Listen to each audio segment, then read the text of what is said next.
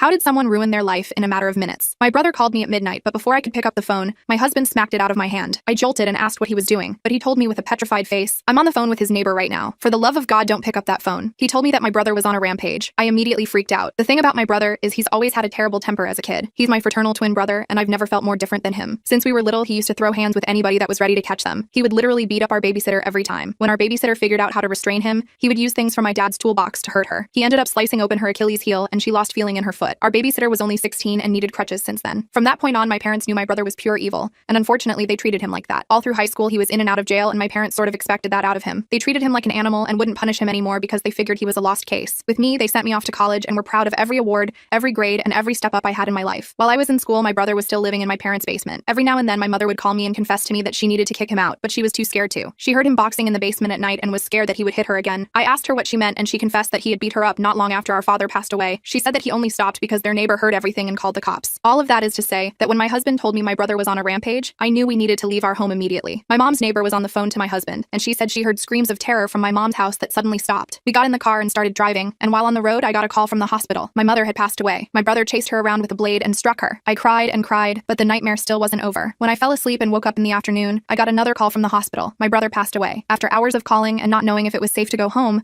I finally got some answers. Turns out my brother had taken my mother's life and wrote down a confession, planning to call me because I was the golden child, and he was the monster who decided he was going to play his role. But on the way to my house, he got into a road rage incident and drove himself into a tree, where he instantly passed away.